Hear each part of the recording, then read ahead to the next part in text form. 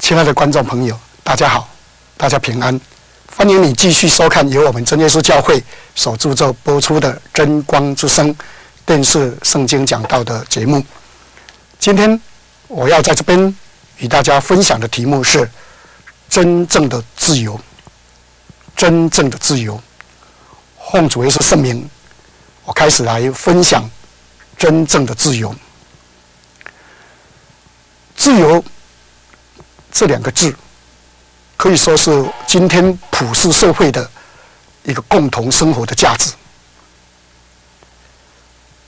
我们活在这日光之下，如果没有自由的生活，那就没有幸福可言。所以历代以来，有好多人为了追求自由，曾经付出了他的生命，也留下了可歌可泣的一些故事，更留下了许多的名言。好比一般人讲，生命诚可贵，爱情价更高，若为自由故，两者皆可抛。这个就是在给我们凸显到自由的价值跟重要。在法国他们起了革命的时候，他的革命家亨利·巴特雷克，他就曾经这样讲，他说：“不自由，无宁死。”因此唤起了今天普世追求这个自由民主的这种生活。可是，亲爱的观众，亲爱的朋友，你有没有想过，我们今天普世所在追求的自由，大部分都是停留在属肉体层面的自由。也就是说，我们现在所在追求的都是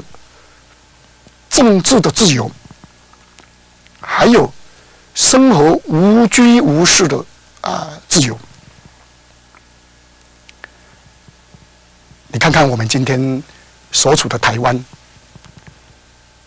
在这10几年来，有一个集权的社会进入了自由民主的社会。但是，当我们落实在这个自由民主的社会的时候，却忘掉了道德的提升以及法治的观念，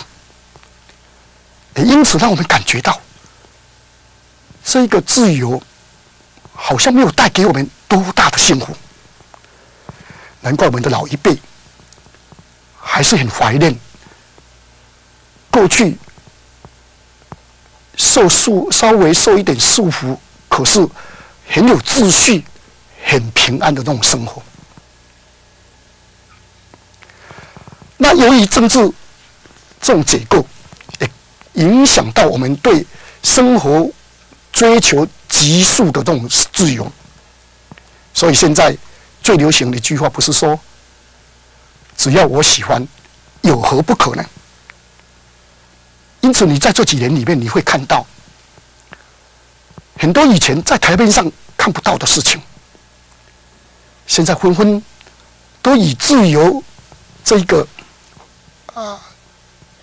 大旗下面跑出来了。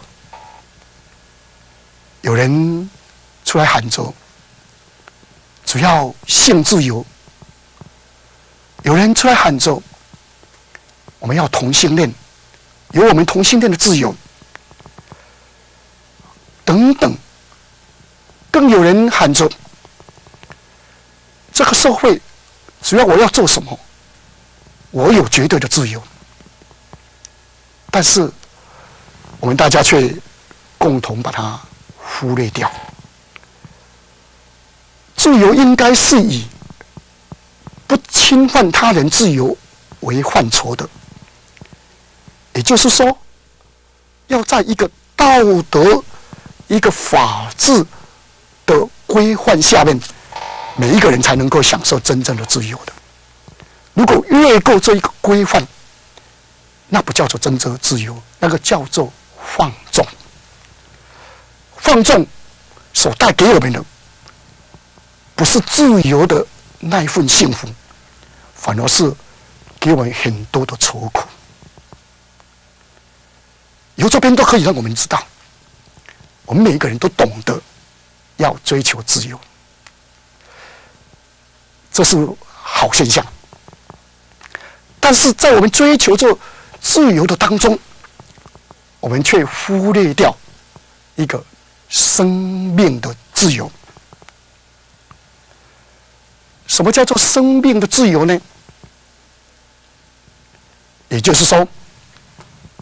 我们人活着，不是单单只有我们看得见这一个属肉体的，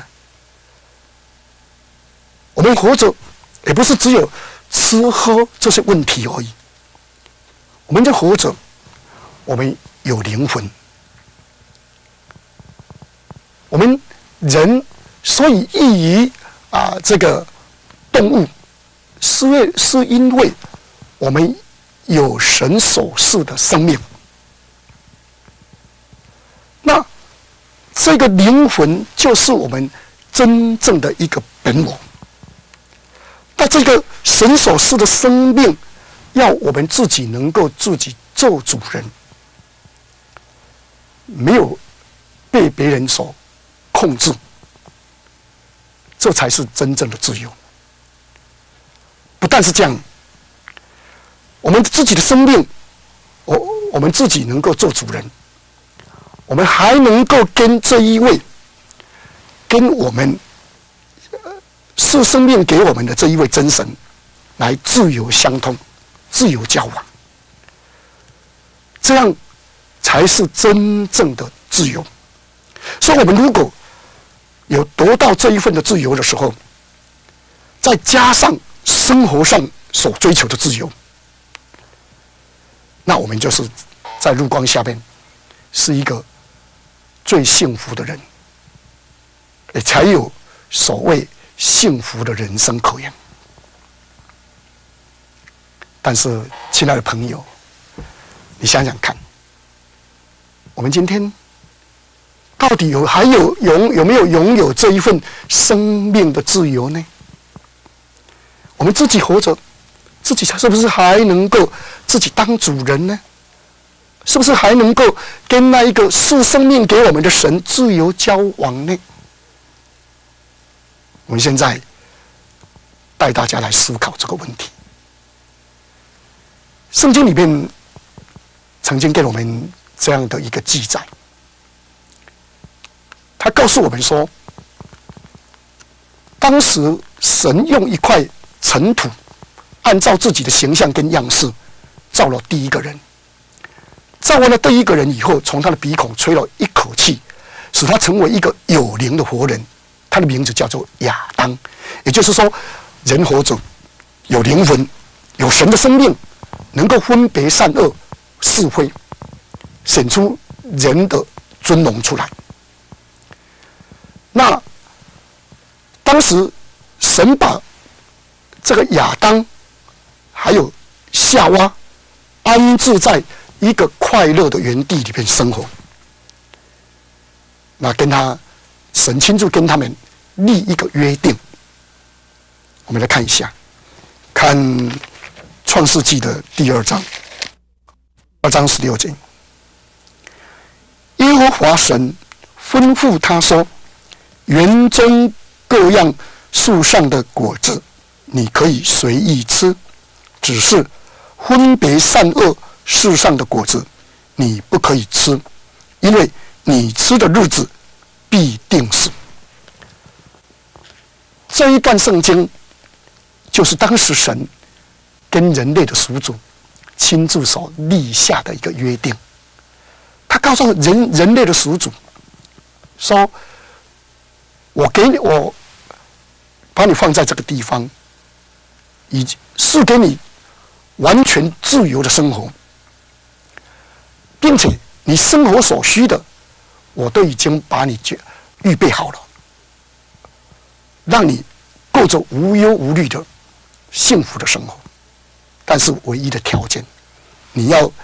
在这一个规范下面，我们所立的这个约定，这一个规范下面生活，你就可以享受充分我所要赐给你的一些恩惠。这一个规范是什么？就是分别善恶树上的果子你不可以吃，就只有这一条。感谢主，神是在对我们世人有非常大的一个慈爱。他原来也是希望我们能够在他所预备的环境里面享受他的恩慈的，然后透过生活把神的那一个荣美的神性，把它在我们生活当中把它彰显出来。但是非常可惜的，我们人类的始祖，他亲自跟神来立约，又亲自把它拆毁掉了。他面对了诱惑，没办法拒绝这个诱惑，所以夫妻2个人就去摘了神所规定他们不可以吃的善恶树上分别善恶的那个树上的果子。结果他们一吃了以后，就发生了一个马上呈现在人生活上面的一个影响。亲爱的朋友，你还记得吗？我刚刚讲什么叫做真正自由，就是我们生命自己要能够做主人，还能够跟这个树生命的神能够自由的交往。因为神是我们生命的主人啊，他是我们的父亲，我们应该父亲跟儿女应该是非常亲密的交往的。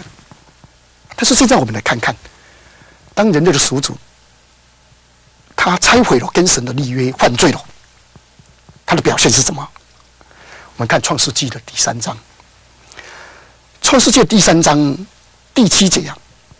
就记载说，他们2个人的眼睛就明亮了，就看出自己的出生肉体，然后便用无花果的树叶编做裙子来遮盖。结果当神在伊甸乐园里面在走路的时候，这2个人听到神来，应该是非常喜乐的。但是你看他第8节就记载说，他们听见神的声音就藏在树木中躲避真神的面。那真神就呼唤那个人说：亚当你在哪里？他说：我在这里。我因为听见你的声音，我就害怕，所以我躲藏起来了。那神就跟他讲：难道你吃了我吩咐你不可吃的善恶果了吗？你看，一个本来能够跟神有亲密交往的生活，结果因为犯罪跟神却隔绝掉了。不但这样子，还发生了非常大的影响。什么影响呢？这一个罪就因为亚当夏娃一个人进入了我们的人的世界来了。我们来看罗马书第5章12节，这就如罪是从一人入了世界，死又是从罪来的，于是死就临到众人，因为众人都犯了罪。14节，然而从亚当到死就做了王，连那些不与亚当犯一样罪过的，也在他的权下。也就是说，因为人类的始祖他们犯罪，罪就经由一人进入了这个世界。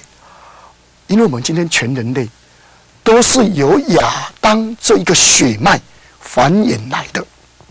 所以罪就进入了我们人的世界。那罪的代价就是死亡，所以你看看，死亡它就临到我们全人类。我们活在日光之下的人，没有一个人可以避免死亡的。用这来证明，罪在我们身上，在我们生命中掌权了。耶稣基督他曾经在讲道的时候就讲过一句话，他说：“谁若被制服，就做谁的奴仆。”意思就是说，如果甲跟乙两个人，甲比较强壮，那甲靠着权力把乙那个制服住，他就能够掌控乙的一切。乙对他来讲等于是一个奴仆。他今天同样一个道理，罪进入了我们人的生命里边来掌权了。所以我们人活着就是罪的一个奴仆。那罪的奴仆就会在我们生活里面显出我们那个没有自由的一面，显出我们当罪奴仆的那一份无奈的生活。大概可以归纳成3点。第一点，马上会看得到我们立志为善可以由得我，但是行不出来，要行出来却由不得我的。也就是说，我想要做的善我做不到，我不想做的恶我偏偏去做。我们看一下罗马书第7章18节，我也知道在我里头，就是在我肉体之中没有良善，因为立志为善由得我，只是行出来由不得我。这个就是一个做罪奴仆的一个无奈。所以我们常常会发现，我们每一个人都愿意立志，好，我从现在开始要做一个孝顺父母的人，或是做一个有爱心的人。但是2、3天后，马上就发现做不到。我们没有那个能力，把我们想立志做出来的善，把它做出来。第二点，做一个罪的奴仆，还会在生活上面看到那一份的可悲。我们看一下以弗所书的第2章第1节，你们死在过犯罪恶之中，他叫你们活过来。那时你们在其中行事为人，随从今世的风俗，顺服空中掌权者的首领，就是现今在悖逆之子心中运行的邪灵。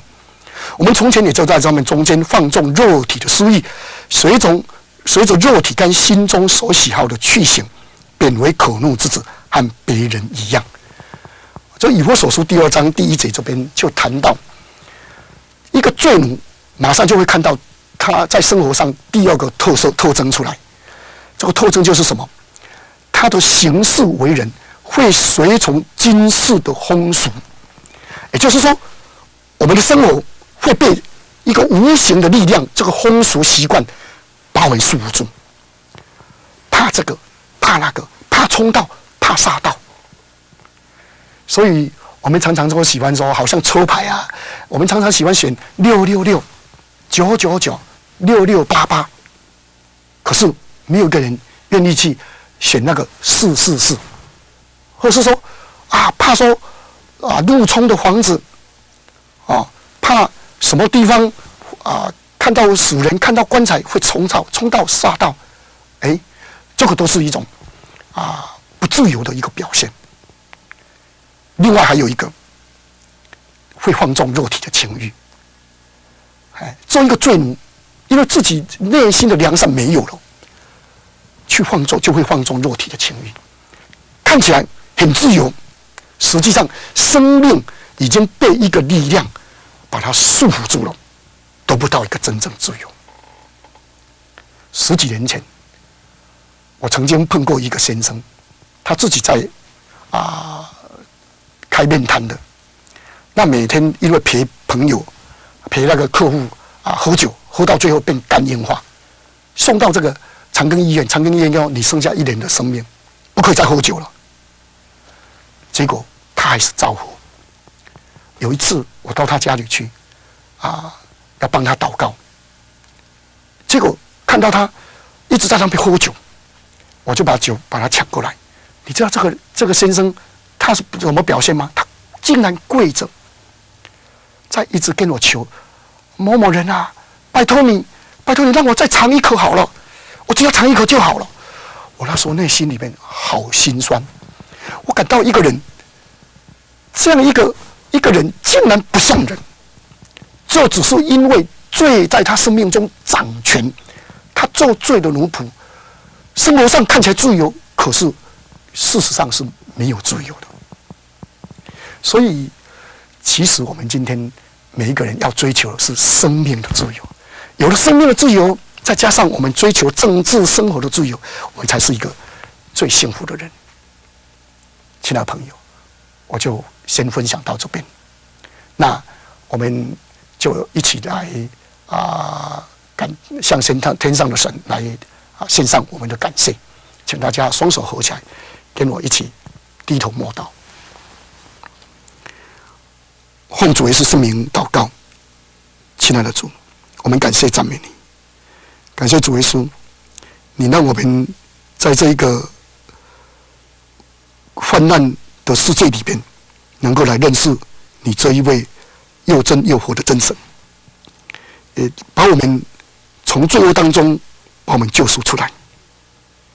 可是我们还有好多好多的同胞，他们并没有来认识你。他们在生活里面虽然奢华宴乐，来表示只要我喜欢有何不可的自由，但是却在他们生活里面看到了家庭的破碎，生命的受捆绑，社会的不安，被罪所束缚的那一份无奈。主，你来到世上